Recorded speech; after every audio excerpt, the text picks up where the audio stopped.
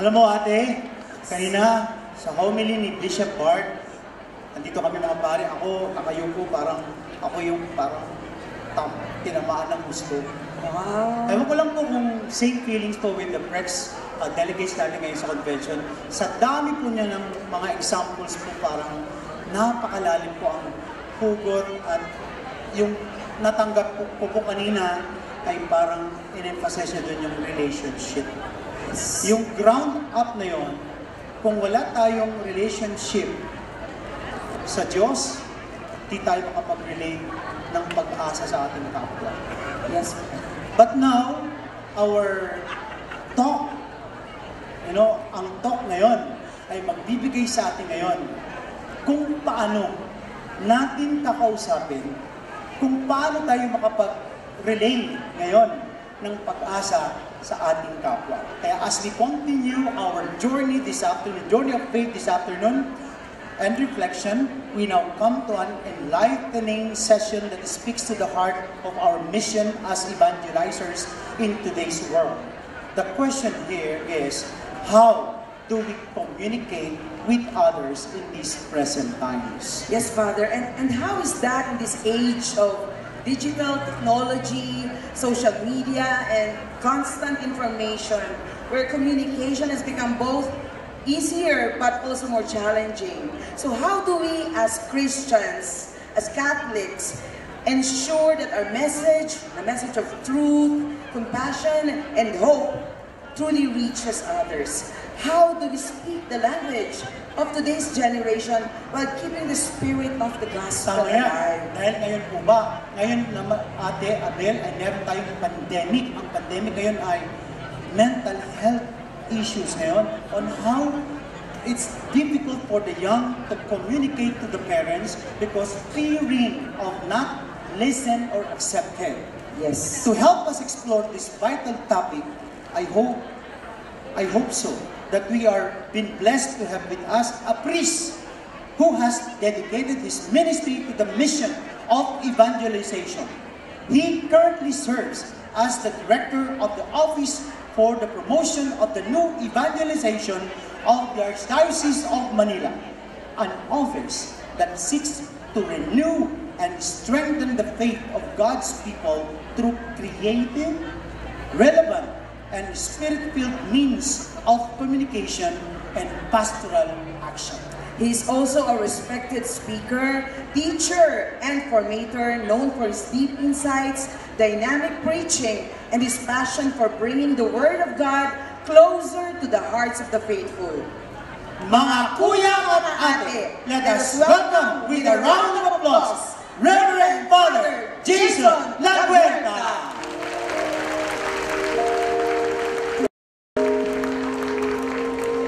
Taas ng energy, Father, Sister, maraming salamat. Mga ate at kuya, magandang hapon! Alam po ninyo, ang hapong ito ay makasaysayan sa akin kasi yung nanay at tatay ko po, hindi alam ito ni Monsignor Romy, pero ang nanay at tatay ko nung nabubuhay pa, para rin silang pumanaw, sila po ang lead couple ng Prex sa aming parokya sa Novaliches, sa Tanlangsora po. Kami ang aming home parish, nang nabubuhay po ang aking mga magulang ay sa Olap.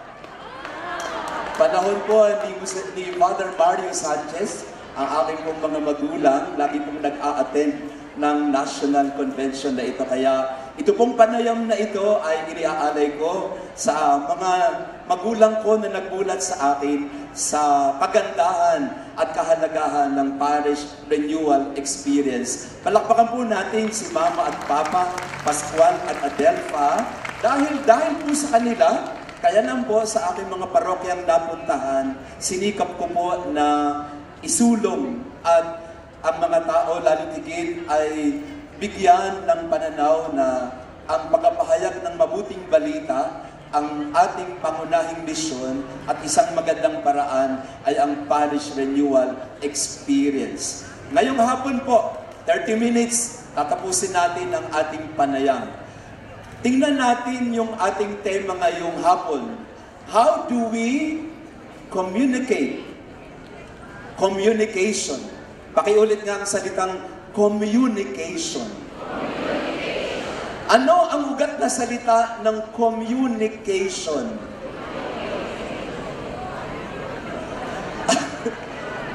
Anong ugat na salita ng communication?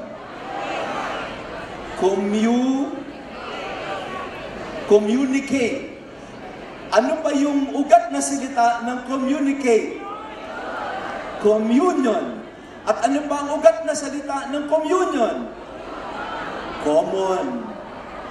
Kaya, pag sinabi mong communication, ang ibig sabihin noon ay hinahanap mo yung ano yung common para magkaintindihan tayo. Sa atin sa Pilipinas, halimbawa, paano tayo magkakaintindihan? Meron tayong common language. Ano yung ating common language o national language? Hindi Tagalog. Nako, para magagaling sa inyo mga Pilipino. Ano ang ating national language? Pilipino.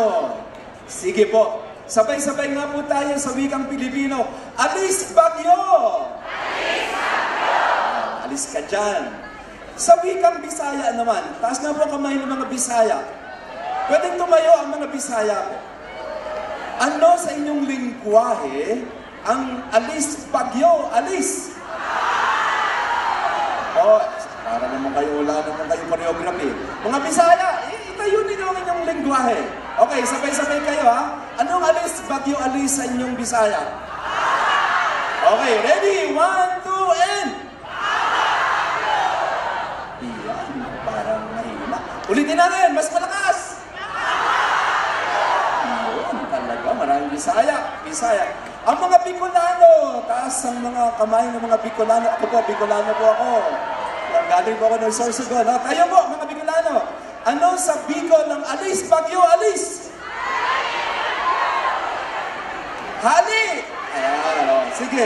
Taas na. Tayo po tayo, mga Bicolano. 1, 2, and...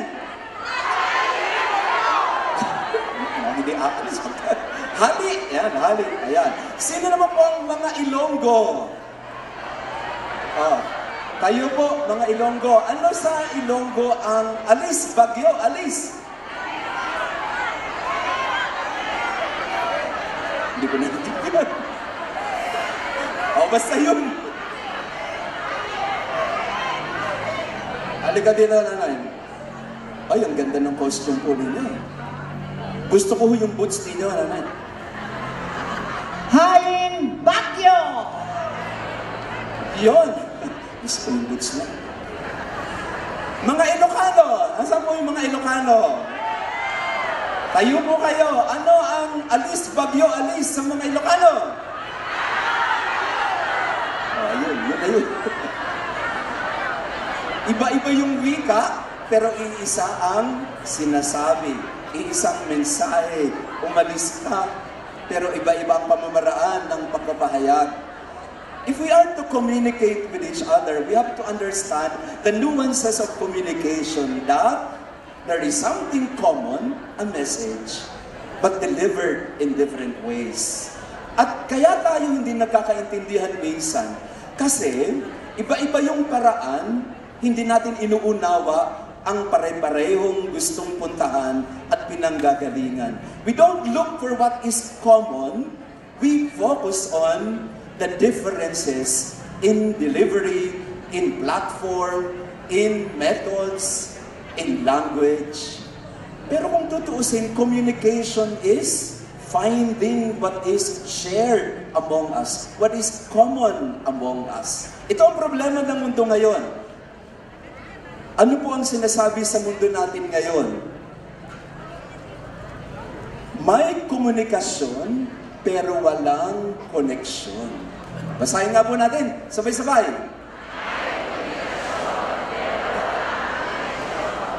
Nag-uusap, pero hindi naman nagkakaintindihan. May komunikasyon, pero walang koneksyon. Nangyayari ito sa mga mag-asawa. Nagte-text naman araw-araw, pero hindi nagkakaroon ng malalim na koneksyon. Sa mga magulang, lagi naman kayo nag-uusap, pero hindi naman kumokonekta sa isa't isa. Communication is different from connection. And many times we forget that the aim of communication is to connect us with each other. And how do we connect to each other? By finding what is common among us. Ngayon pong hapon, iiksian natin 3 punto ang pagnilayan natin tungkol sa komunikasyon at koneksyon. Ang pinakaugat na dapat nating maintindihan sa komunikasyon bilang Pilipino ay pakikipagkapwa-tao. Ikaw ay aking kapwa, kaya magkadugtong tayo. Kapwa is a sense of shared self. Pag hindi natin nahanap yung kapwa sa ating katabi, sa ating mga kakomunidad, ate at kuya, mahihirapan tayo na magkaintindihan. Pagka ang trato natin sa iba ay estranghero, kalaban, kaaway, katunggali, kapag ang trato natin sa iba ay hindi natin kauri, anong mangyayari sa komunikasyon? Mapuputol, at darating ang panahon, hindi lang basta mapuputol, ito ay matatabunan ng galit at pagkakahati-hati. Sa makatuwid, kung gusto nating magkaroon ng komunikasyon sa panahong ito, kailangan mabasag ang kaisipan na ang ibang tao ay walang kaugnayan sa akin. Hindi ko siya kauri, siya'y kalaban, katunggali. Kung gusto natin ng komunikasyon, kailangan umugat tayo sa pinakapundasyon ng pagiging kapwa. Kapwa-tao. Pakisabi sa katabi natin, kapwa. Ang kapwa ay kapuwang. Ang kapwa ay isang tao na ating kabahagi sa ating espasyo, panahon at paglalakbay. May 3 punto sa pakikipagkapwa-tao. Basahin nga po natin. Ang unang hakbang sa pakikipagkapwa-tao ay sa pamamagitan ng pakikinig. Ulitin natin, pakikinig. Pangalawa, ang pakikipagkapwa-tao ay tutungo sa mas malalim na pakikiramdam. At panghuli, ang pakikipagkapwa-tao ay makikita natin sa tuwiran na pakikiisa. Pakikinig, pakikiramdam, pakikiisa. Dito makikita natin ang susi ng pakikipagkapwa. Unahin natin, pakikinig. Nasa synodality tayo sa panahong ito. Kung titingnan natin ang Luke 24, nang naglalakbay ang 2 alagad mula sa Jerusalem, papunta ng Emmaus, anong ginawa ni Jesus? Isang estranghero na hindi nila nakikilala, pero anong ginawa ni Jesus? Habang naglalakad, lumapit siya, nakinig siya sa usapan, pinakiramdaman niya ang nararamdaman ng dalawa at umupo siya nung sila'y dumating na para sila ay maghati ng tinapay. Sa Lucas 24, in Luke 24, in the road to Emmaus, we are given a template. We are given a paradigm in order for us to follow when it comes to communication in our time. Huwag na tayong lalayo. Ang magtuturo sa atin paano mag-communicate, paano mag-connect, ay walang dilit iba kung hindi ang salitang naging tao. The first communication of God happened when the Word became flesh. Nang ang salita ay hindi lang nanatilig salita, ito rin ay naging tao. Naging taong nakipaglakbay sa atin. Naging taong katulad natin. Nakinig siya sa ating mga hinaing. Pinakiramdaman niya ang ating pinagdadaanan at nakiisa siya sa lahat ng pwedeng pagdaanan ng isang tao. Kay Jesus makikita natin ang pinakamagandang paraan patungo sa pakikipagkapwa at pakikipag-ugnayan. Balikan natin yung tatlo. Ano yung tatlo ulit? Pakikinig, pakikiramdam, pakikiisa. Ulitin natin sabay-sabay. Pakikinig, pakikiramdam, pakikiisa. Unahin natin ang pakikinig. Ang pakikinig ang unang anyo ng pag-ibig. Listening is the first act of love. Sabihin nga natin ulit yun. Listening is the first act of love. Sabi ni Saint Benedict, listen with the ear of your heart. Kailangan makinig ka sa pamamagitan ng tainga ng iyong puso.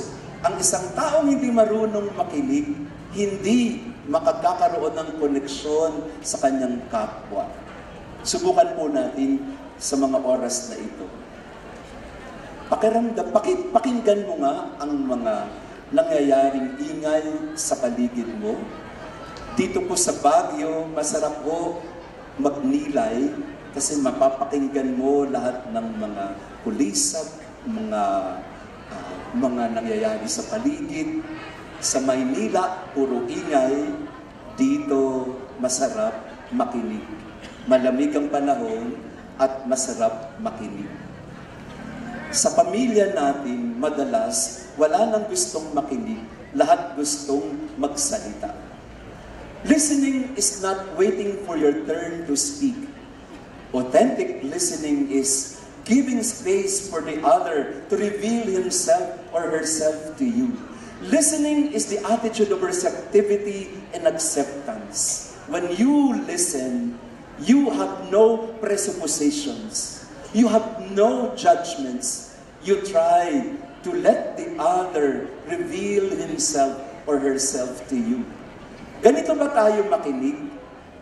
Handa ba tayong makinig? Meron po akong ginawang pag-aaral minsan. At amin pong tinanong ang mga parishioner, ano ang pinakahadlang sa synodality? Yung po ang aming tanong, kasi kami po, ni Monsignor Romy, nasa synodality din po kami. So pinakinggan po namin ng mga tao ulit, tinanong po sila, sa inyo pong karanasan, ano ang pinakamatinding hadlang sa synodality? Alam po ninyong nakuha namin sa aming research? Ang pinakahadlang sa synodality ay ang mga pari. May correct ka agad nagsabi. So, inusisa pa ho namin. Tinanong pa ho namin, bakit nyo naman ho nasabi na si Father ang hadlang sa synodality? Ang matingkad na sagot na nakuha namin? Hindi kasi nakikinig si Father. Aray ko. Pari din po ako. Kaya, ang sabi ng mga tao, ay nako Father, synodality kayo ng synodality dyan. Kaming mga laiko, ready na kami dyan, matagal na. Ang maganda ho, kausapin po ninyo, ang mga kapwa-pari ninyo. Aray ko. Aray ko. Minsan po, nagkaroon kami ng strategic planning sa isang parokya. Alam ko yung strategic planning, pastoral planning. So nag-planning kami, planning. So tinanong ko yung isang participant, meron na po ba kayong vision sa inyong parokya? Meron na po ba kayong vision mission na nagawa? Kasi para pag nagplano tayo, pwede nating basihan. Alam po ninyo yung sagot ng sub-parishioner sa akin, Father, we have a vision. O sige nga po, i-recite po ninyo ang inyong vision. Ang sabi sa akin ng parishioner, Father, the vision of our parish is in the mind of our parish priest. Okay, magandang vision yan. Pakikinig. So ang tanong sa atin ay, listening is the first act of love and listening is the first stage of communication. Not talking, not speaking, not verbalizing. The first act of communication is the readiness and the receptivity to listen. And when I say listening, authentic listening is you are not there to put in your mind interpretations to what the other is saying. When we listen, we try to let the other be. Hayaan natin ng kapwa na ipahayag, ipakilala ang kanyang saloobin, ang kanyang mga iniisip at nararamdaman. Nakikinig ka. Pakitanong nga ang katabi mo, nakikinig ka ba? Minsan po, naranasan ko po ito sa aking parokya. May lumapit po sa aking couple, mag-asawa. Nagpapa-counseling, and I did. We had some sessions. Ang problema po nila, ang kanilang anak na 17 years old ay naglayas. Hindi na bumalik after some 10 years, hindi na bumalik sa bahay. So yun ang presenting problem ng mag-asawa. Sabi sa akin ng mag-asawa, Father, tulungan niyo naman kami sa anak namin. 10 taon na pong hindi umuwi yung anak namin. He left when he was 17. Sabi ko, alam niyo po ba kung nasaan? Opo, Father. Nakikita niyo ba kung saan tumatambay? Opo, Father. Na nakakasalubong niyo ba? Opo, Father. Ba't tayo umuwi? Yun na ang problema namin, Father. Nakikita namin siya, nakakasalubong namin siya, alam namin kung saan siya tumutuloy, pero ayaw niya talagang umuwi. Tulungan niyo naman kami, Father. Pausapin niyo naman yung anak namin para umuwi na siya. Sabi ko, nadamay pa ako sa problema niyo. Pero sinubukan ko ho. Sabi ko, sige, pausapin ko yung anak niyo. Bigyan niyo sa akin yung number. Tinawagan ko, nag-set ako ng meeting sa bata. Umuo yung bata, hindi na pala bata, kasi mga 27 na siya, more or less. So nag-meet kami sa isang mall at nag-usap kami sa Starbucks. At habang nakikinig ako sa kanya, hindi ko nababanggitin kung ano pinag-usapan, pero ang sabi ko sa kanya, anak, tama yung ginawa mo. Huwag ka na umuwi.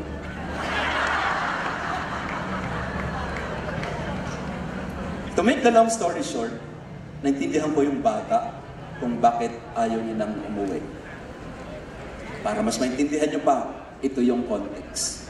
17 years old, naabuso ang bata ng uncle niya. Sinabi niya sa mga magulang niya, siya pa ang binaliktad ng magulang niya, siya pa ang sinisi ng magulang niya, siya pa ang inakusahan na hindi, ikaw ang mali dyan, ng tito mo ang bait-bait. Nung una, nanggigigil ako doon sa bata. Kasi sa loob-loob ko, napakawalang galang ng bata na to. Maglalayas ka, wala kang galang sa magulang mo. Tumatanda na yung magulang mo, hindi ka pa rin bumabalik. Pero nung napakinggan ko yung bata, sa nangyari sa kanya, kayo po, tatanungin ko kayo, papabalikin niyo ba? Pakikinig. Pakikinig. Kung marunong kang makinig, matututo kang makiramdam. Pag hindi ka nakikinig, kaya nga po, ang ating tainga dalawa at isa lang ang bibig. Kasi bakit? Kasi dapat mas maraming panahon sa pakikinig kaysa sa pagdadaldal. Pakitingnan ng katabi, ituro ang mga chismosa.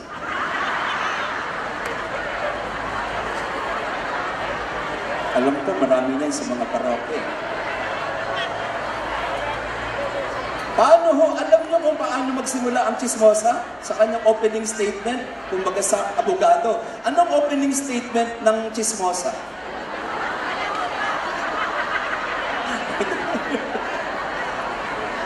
Oy, mare! Oy, mare! Alam mo ba? Alam mo ba si Father? Umuwi kagabi. Wala na. Tapos na si Father. Umuwi lang naman si Father. Pero wala na. Sirang-sira na pangalan niya. Kasi itong si Marites, may mga Marites mo ba dito?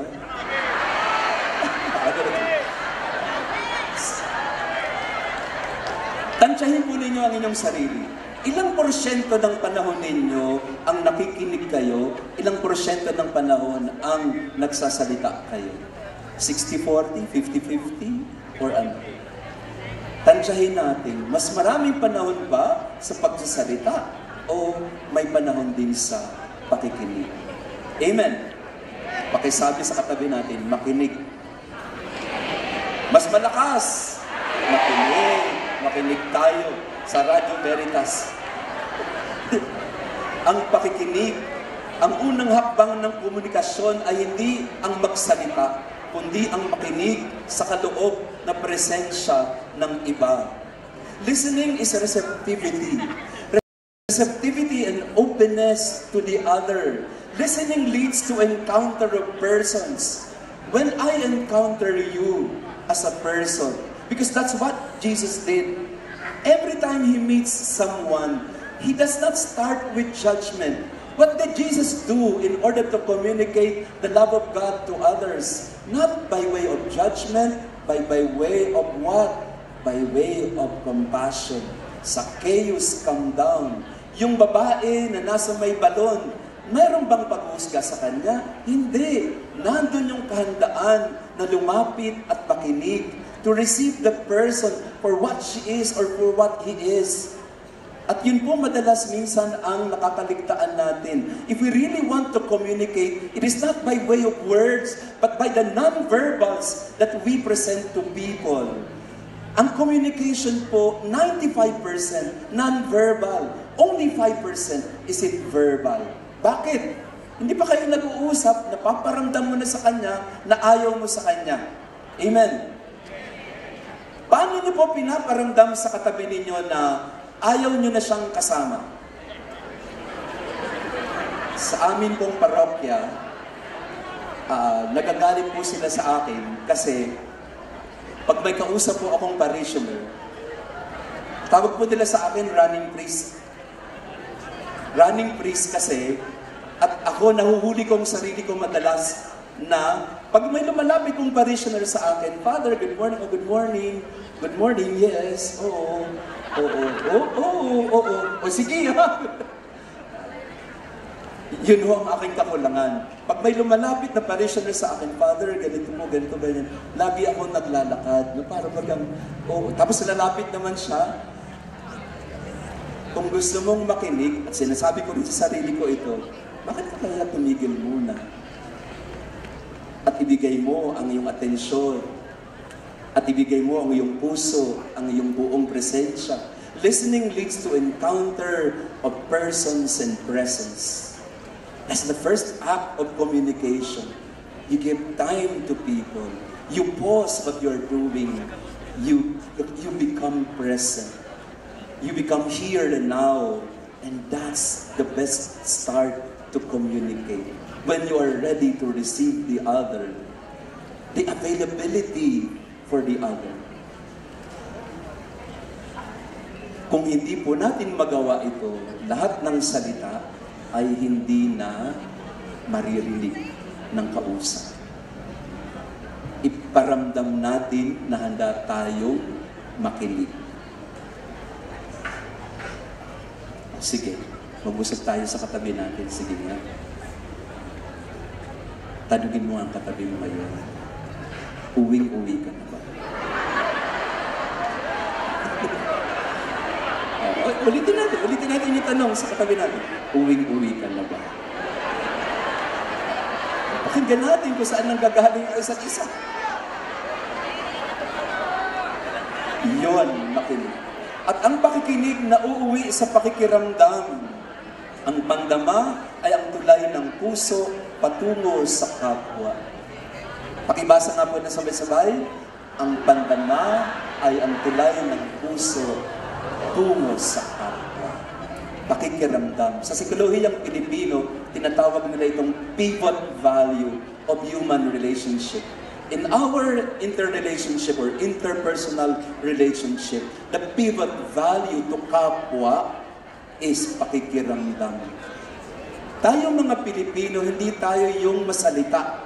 Hindi tayo yung katulad ng mga Amerikano o mga European na tuwiran pag nagsalita. I don't like you. I don't like your face. I don't like it. Wala tayong ganong tuwiran na pagsasabi sa kanila. Halimbawa, inimbitahan ka sa isang handaan, tapos pinakain ka ng pinakain ng mga kung ano-ano, at tatanungin ng host sa'yo, uy, masarap ba? Sino sa inyo ang nagsabi na maalat? Wala. Walang magsasabi niyan. Ano ang sasabihin mo? Uy, ang sarap. Kahit plastic ka. Kahit ang alat-alat ng menudo. o kaya kahit na napakatigas ng pansit, sasabihin mo pa rin na masarap. Pakikiramdam. Ito yung paraan natin ng pakikipag-ugnayan sa isa't isa. Nakikiramdam ka. Ako nga po ngayon, pinapakiramdaman ko kayo Kasi kung medyo uwing-uwi na kayo, tatapusin na natin agad para makapag-visa na. Pero mukha namang hindi kayo uwing-uwi. Kaya medyo hahabaan natin ng konti. Amen! Pakiramdaman natin ang isa't isa. Mga mag-asawa, nakikiramdam pa ba kayo sa isa't isa o manhid na? Minsan po, may mga ate at kuya sa prex na matagal mo nang pinagsasabihan pero hindi na nakakaramdam. Minsan, pagpupunta sa mga bahay nyo, tinapunin nyo, ituro ninyo kung nandito yung mga yan. Pagpunta ng mga bahay ninyo, ang diretso kaagad ay sa kusina. Parang hindi man lang napapasintabi na, uy, hindi ka naman taga rito. Pero nga, ang pakiramdam nila ay kasambahay na ako So, ang pakiramdam ko ay hindi na ako tagalabas o ibang tao. Ako ay kapamilya na at hindi na ako iba sa inyo. So, tanong, anong pakiramdam nyo po sa isa't isa ngayon? Sa mga kasama nyo, anong pakiramdam nyo sa kanila? Ibang tao pa rin ba o kapamilya na? Anong pakiramdam nyo sa katabi nyo ngayon? Natutulog na o gising pa? Anong pakiramdam nyo sa ating mga katabi? Gutom na o gusto na mag-ukay-ukay? Ako po, nagpapasalamat po ako sa ukay-ukay kasi nakabili ako ng jacket. Tinan nyo. Itong jacket na ito, nabili ko sa ukay-ukay. Sabi ko, habang naghihintay ako, nakabili nga. Marami sa atin po ay wala ng pakiramdam, wala ng pandama. At yan nga po ang problema din sa bansa natin. Dahil wala ng pandama, hindi na marunong magmalasakit. Dahil hindi na nararamdaman ang hirap ng kapwa, hindi na rin nararamdaman ang pinagdadaanan ng iba. Hindi ko po alam kung ganito po ang pinagdadaanan ng pamilya po ninyo. Galing po ako sa Abu Dhabi nung nagdaang 2 linggo. Kababalik ko lang kahapon. Sa Abu Dhabi po ay nagbigay ako ng mga panayam sa mga Pilipino natin doon sa Abu Dhabi, sa iba't ibang simbahan doon. Alam po ninyo yung naranasan ko doon? Naramdaman ko sa kanila ang napakalalim na paghahangad na mabago ang Pilipinas. Pag nagkukwentuhan kami, sabi nila, alam nyo, Father, dito sa Abu Dhabi, wala kaming tax. Kung may tax man kami, napakaliit lamang. Dito sa Abu Dhabi ay yung pamilya namin pwede namin kunin. At higit sa lahat, pwede kaming magsimba. Kasi may mga simbahan na, hindi ko alam yon. Sa Abu Dhabi pala ay marami ng simbahan na Katoliko. At nandun ang mga Pilipino, paglinggo, punong-puno ang mga simbahan at nararamdaman nila ang pag-ibig sa bayan kung kailan malayo sila. Tayo namang mga Pilipino na naandito, parang wala na tayong pakialam sa bansa natin. Wala nang pakialam kung sino ang nagnanakaw. Wala na tayong pakialam kung tayo ay naaagrabyado. Wala na tayong nararamdaman na galit o paghihimagsik kahit na nga niloloko na tayo ng harap-harapan. Ang tanong ko po sa mga Pilipino ngayon ay, nararamdaman niyo pa ba yung galit? Yung totoong galit, hindi yung galit para manakit. Kung hindi yung galit dahil hindi tayo dapat ganito. Hindi dapat ganito ang nangyayari sa bayan o bansa natin. Nararamdaman pa ba natin ang pag-ibig sa Pilipinas o hindi na? Kasi pag walang pandama sa hirap ng bansa, wala nang pagbabagong mangyayari pa. Pero pagkaramdam mo na hindi na pwede ito, hindi na tama yan, huwag na nating payagan yan. Sa susunod na eleksyon ng 2028, huwag na nating ulitin ang mga pagkakamali natin na nakaraan. Amen? Nararamdaman niyo ba yung nararamdaman ko na gusto ko 2028 na?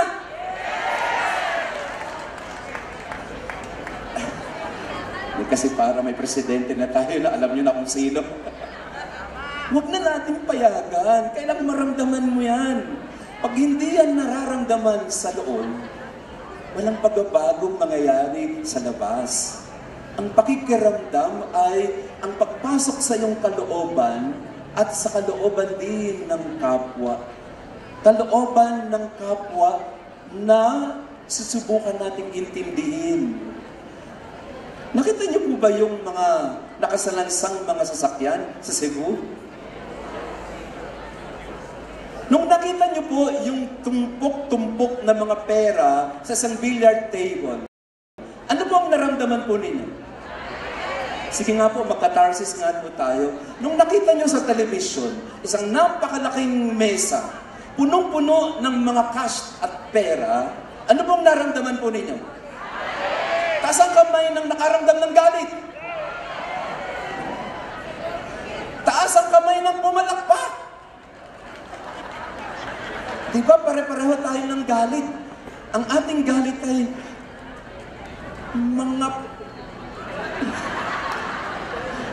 mga pinagpala kayo. Mga pinagpala kayo. Napakarami naman palang pera. Pero nawawaldas lahat dahil dinadakma nyo lahat para sa inyo. Kaya pala nakakabili kayo ng mga sasakyan na ganyan, ng mga helicopter at kung ano-ano pa. Kasi kinukuha nyo ang dapat ay para sa lahat. Kailangan po manggaling sa pakikiramdam, hindi dahil para tayo magalit kung hindi. You must feel so that you can empathize. Because if you're indifferent, tawag ni Pope Francis doon ay globalization of indifference. When our indifference is globalized, hindi lang globalized in the sense of the world, but globalized in the sense that you are numb and you don't feel anything anymore because you don't care. Minsan po, sabi ng sa teacher ko, what is the difference between ignorance? What is the difference between ignorance and indifference? Isang teacher ko po ang nagtanong nito. What's the difference between ignorance and indifference? Sabi ng teacher ko, I don't know and I don't care. What is the difference between ignorance and indifference? I don't know and I don't care. Wala akong balak alamin at wala din na pakialam. You want to communicate your righteous indignation. You want to communicate what is in your heart, the fire in your belly, so that we can effect change. If at all we want change. We cannot be numb. Hindi tayo pwede na parang tayo ay manhid na. Pakicheck nga ang katabi natin. Manhid na ba yan? Wala bang nararamdaman yan? Meron po akong couple na tinutulungan, counseling. Ang sabi sa akin ng mag-asawa in a session, Father, we have been together for the past 25 years as husband and wife, pero for the past 10 years, we have not been intimate anymore. 25 years na silang magkasama bilang mag-asawa, pero for the past 10 years, wala na silang intimacy. They live in the same house, they sleep in the same room, lie on the same bed, but they have never been intimate for the past 10 years. And so I asked them, I probe further, bakit po? Anong nangyari? Bakit? Bakit kaya niyong ganyan yung setup? Ang na-discover po namin ay for the sake of the children, kaya tinatyaga nila ang isa't isa. But they have their own different partners already. Sa loob-loob ko lang, pwede palang ganun. Hindi sila nag-prex. O baka gusto niyong yayain. At pinag-usapan namin, again, we went further into, bakit nagkaganon? Bakit nagkaganon? Infidelity. Nauna si Mister, sumunod si Mrs. Naggantihan sila.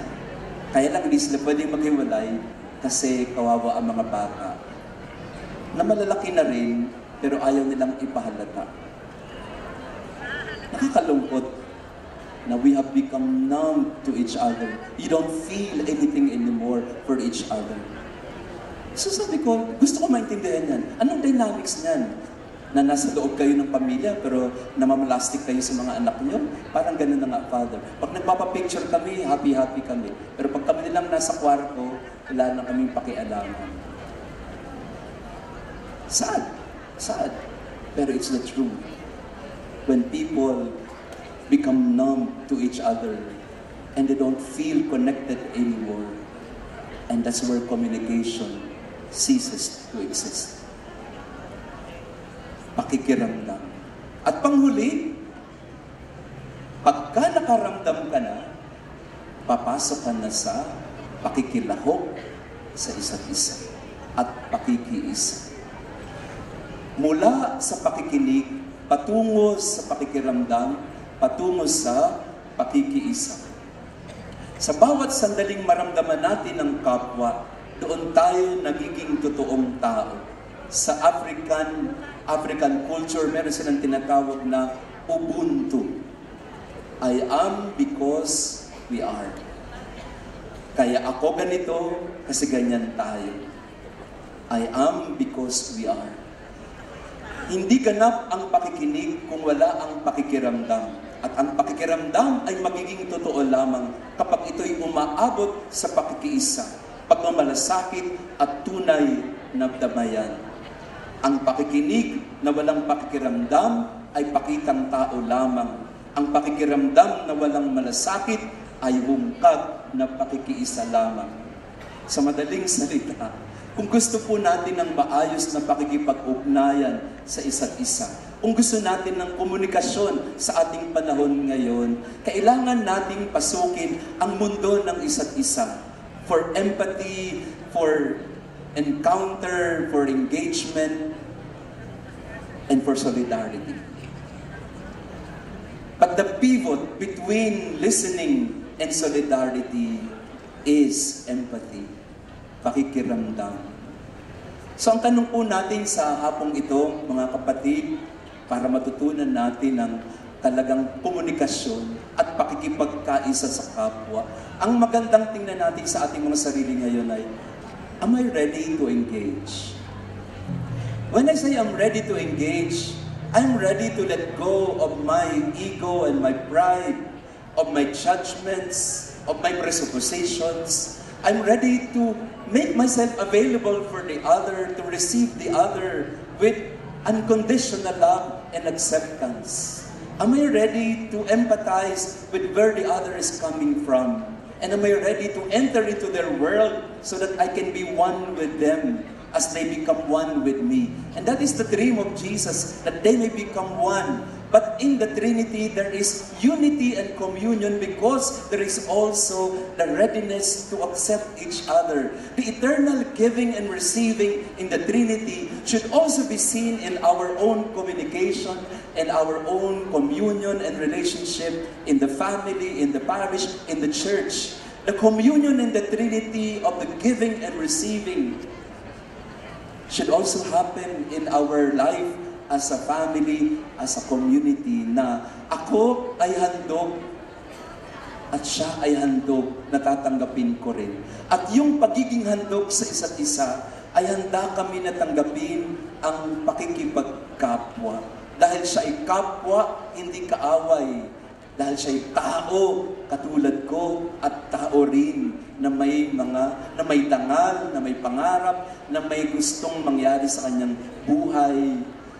In this age of the digital technology and revolution, everything has become what mediated and everything has become synthetic and plasticized, if ever there is such a word. Dahil nga po tayo ay nasa mundo na ng internet, marami ho sa ating mga pakikipag-ugnayan ay hindi na totoo. In fact, baliktad na nga ngayon, di ba? Kung papasok ka sa isang website, ang itatanong sa iyo ay prove to me that you are not a robot. No, kailangan mong patunayan lagi na ikaw ay tao. At lagi ding sinasabi ni Pope Francis ito dati, na ang dapat mangyari sa panahon ngayon ay formation to humanity. Because once we lose our basic connection as human beings, once we are not able to connect with each other as person-to-person relationship, then AI will take over. Then mediated communication will take away the face-to-face encounter. Then the robots, the algorithms will dominate our lives. And we don't know anymore kung yung kausap ba natin ay tao pa o hindi. Again, another experience. Meron po ako isang bata na ginagabayan ngayon. In our first meeting, ang sabi niya sa akin, Father, sa totoo lang po, ay ayokong pumunta sa inyo, pero dito po ako. Hindi ko na kayo kailangan, Father, to be truthful to you. Nandito lang ako dahil gusto ng nanay ko, pero sasabihin ko po sa inyo, hindi ko na kayo talaga kailangan as a counselor. If you can help me, salamat. But I think I don't need one. I don't need to be helped anymore. Yun ang sabi sa akin ng bata. Right there and then, unang usap pa lang namin, I don't need you really, Father.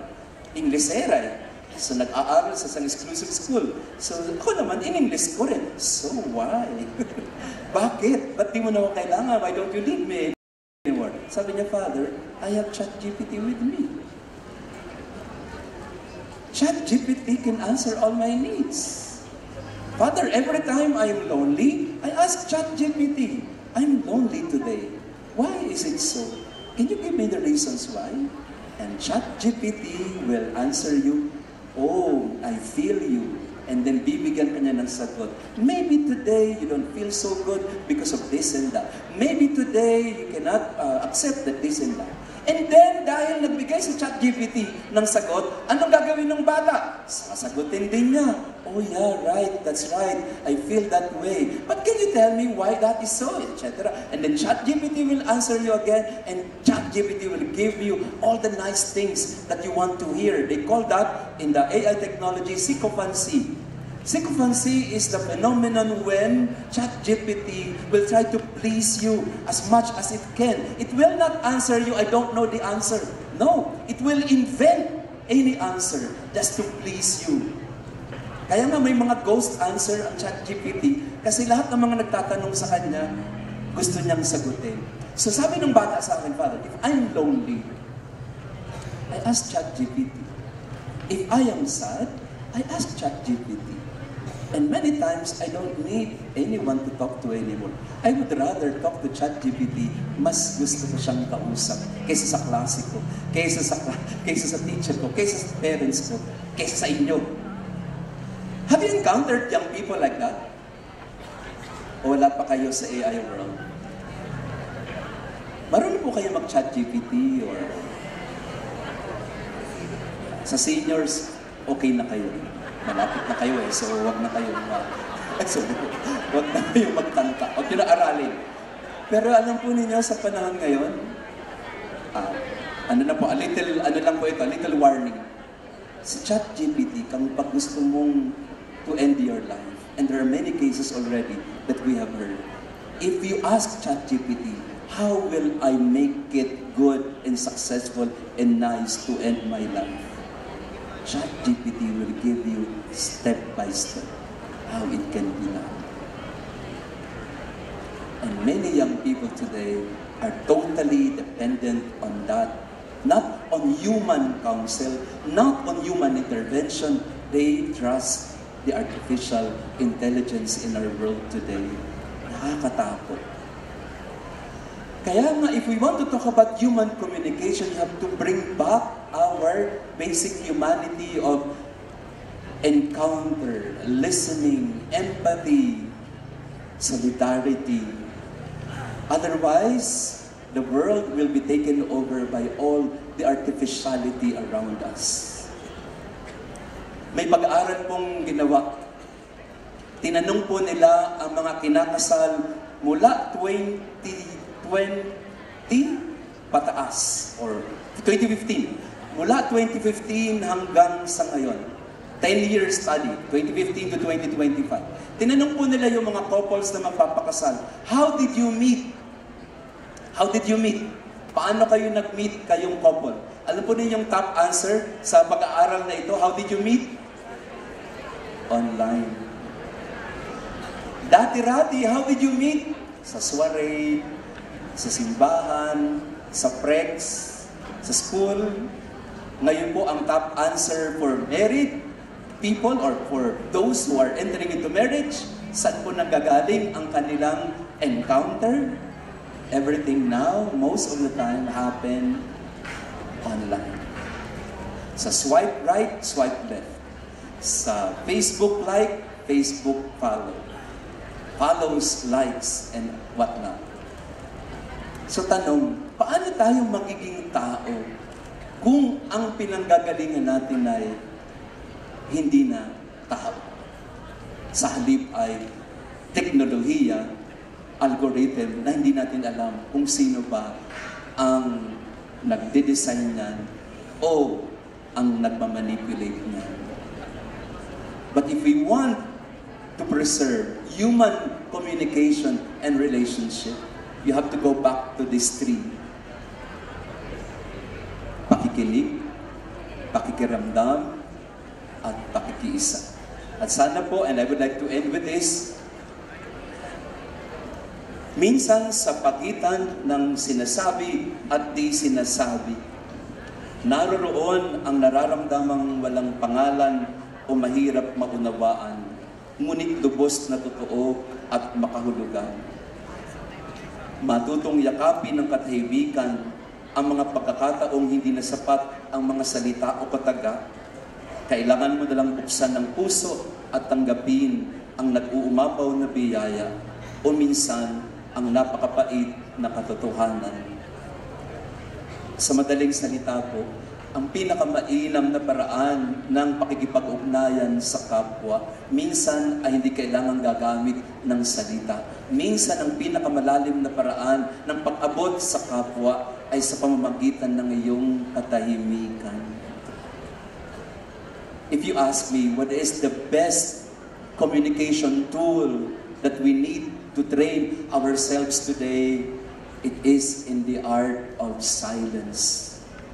Because it is in silence that we are able to receive. It is in silence that we are able to digest and process. It is in silence that we are able to be prepared to connect and engage. Hindi po dapat nagsisimula sa bardagulan o debatehan ang ating komunikasyon. Napakainam po na magsimula lagi sa katahimikan. Because in silence, we are led to listening. And listening will lead us to empathy, and empathy will lead us to solidarity. Amen. So tanong ko po sa inyo, I'd like to end with a story. A personal story that somehow touched me as a priest, but I would say that made my priesthood a bit more meaningful.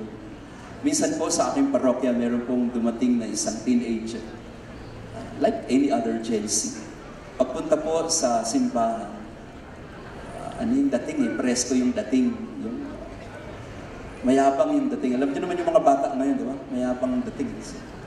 Ang impression ko kagad sa bata na to ay napaka walang galang. Hindi ko alam sa mga bata ngayon kasi pagpasok sa simbahan, di nag-genuflect.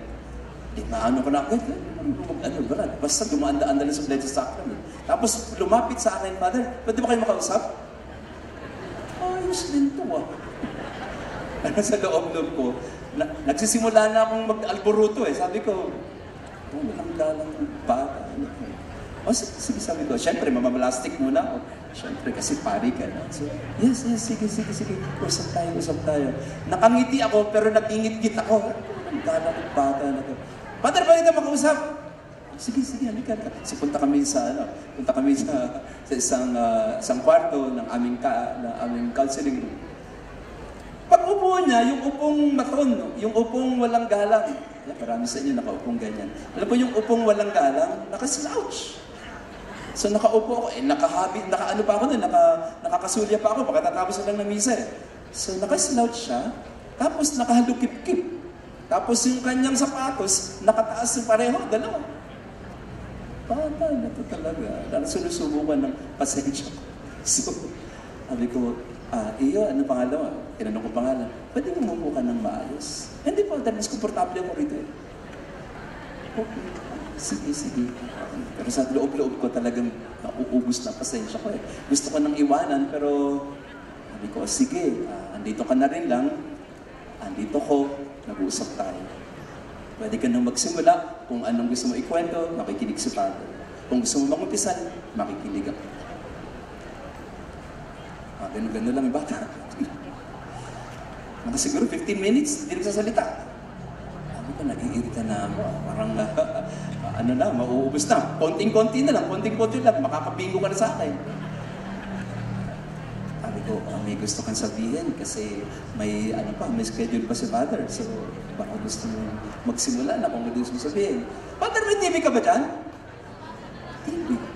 Sabi ko, wala. Ay, kasi manonood ako ng NBA, Father. Nasa isip ng bata na ito. Sabi ko, wala na akong TV ngayon. Di na ako nanonood ng TV ngayon. Wala na akong TV, kaya pasensya na. Wala akong magbibigay sa'yo. Kasi finals ngayon. Parang may NBA finals. Gusto ko sana manood eh. Pero alam mo, Father, kaya lang ako nandito. Again, ayan, pinwersa lang ng mga magulang.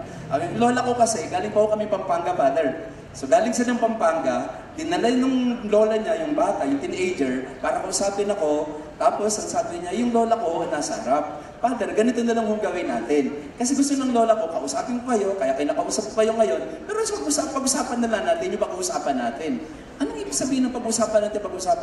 Pag-usapan na lang po natin na kunyari nag-uusap tayo, para makita ng lola ko, nag-uusap tayo.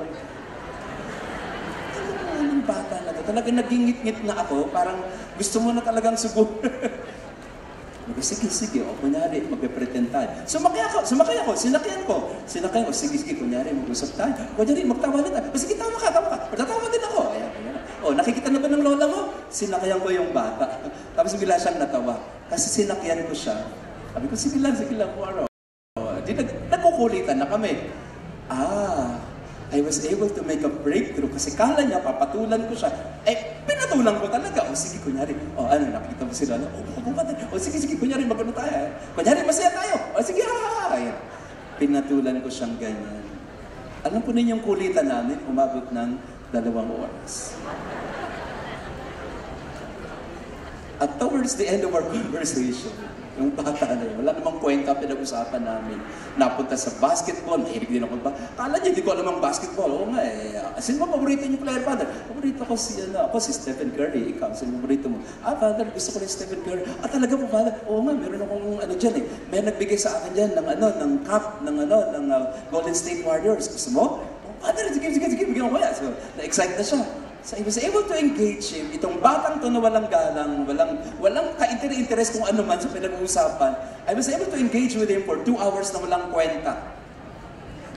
And then, when I said to him, pero alam mo, hindi na ako makapagtatagal kasi may meeting pa ako ha. So okay lang ba? At tapusin na natin. Pwede na siguro to, no?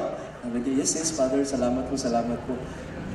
Pagtayo kong ganyan, pagtayo ko galing sa upuan, tayo din yung bata. At niyakap ako at humagulol. Sabi niya, Father, pwede po ba tayong mag-usap?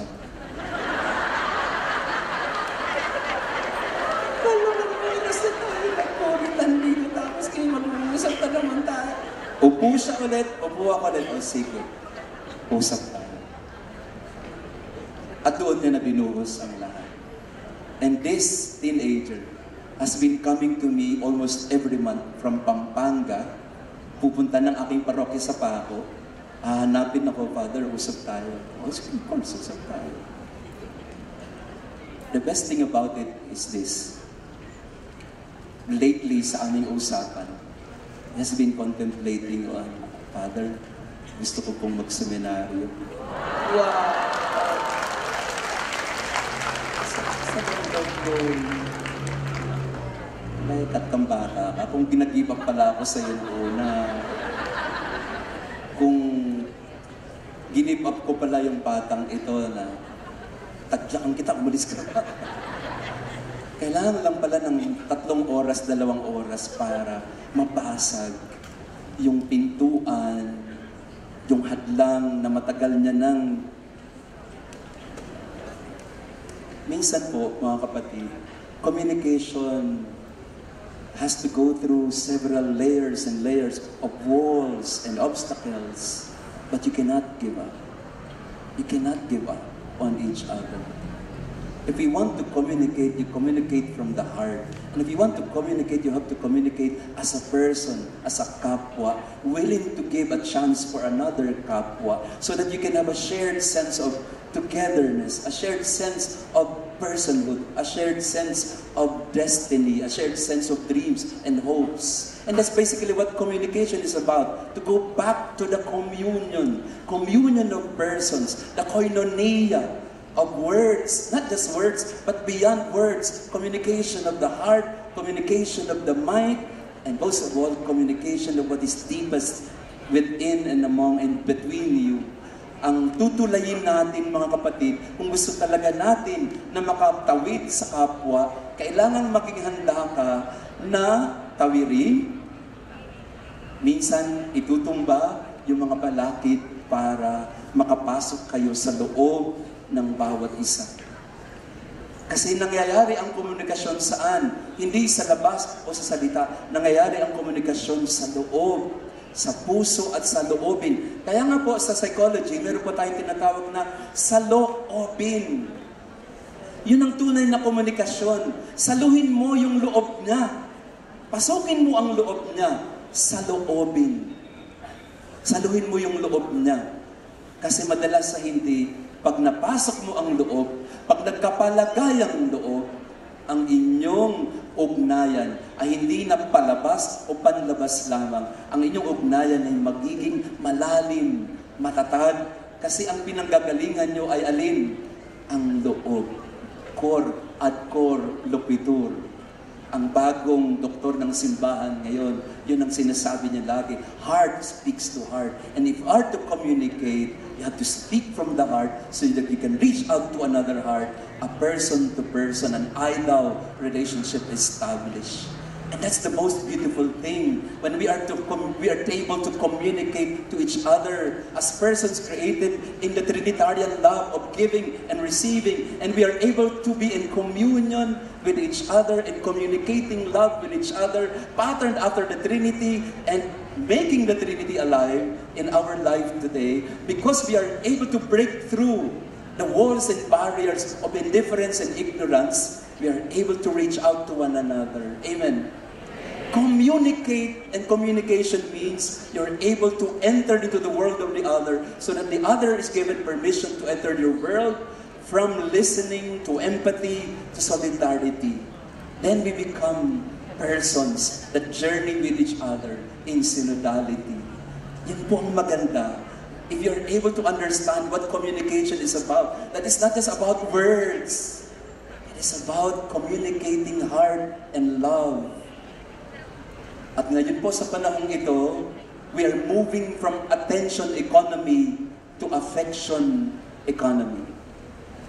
If you ask the technocrats today, they will tell you, the world, the language of the Gen Z especially, is moving from attention.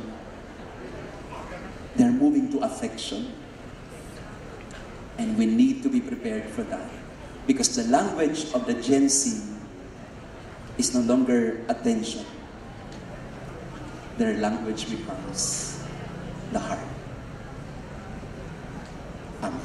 Maraming salamat po sa inyong makikinig at sana po nakatulong sa atin po. Thank you so much, Father Jason La Huerta. Father, pinaiyak mo naman kami. Thank you for Wow! Once again, Reverend Father Jason La Huerta. Palakpakan po natin muli si Father. Yung pala yun, kapag sinabi mong tao, dapat marunong kang makipagkapwa-tao. Listening. Yes. At hindi Pagdamdam lang sa listening salong eh. copy. Hindi lang listening. Discerning din pala yun sa mga examples ni Father para makapasok tayo empathy and solidarity. That's already the highest form of listening and loving. Thank And you so much, Father. Wow! May we invite Monsignor Romer Aniaga, Kuya Alex and Ate Lucila Litogan, and Kuya Alvin and Ate Lucy to present the token to Father Jason La Huerta.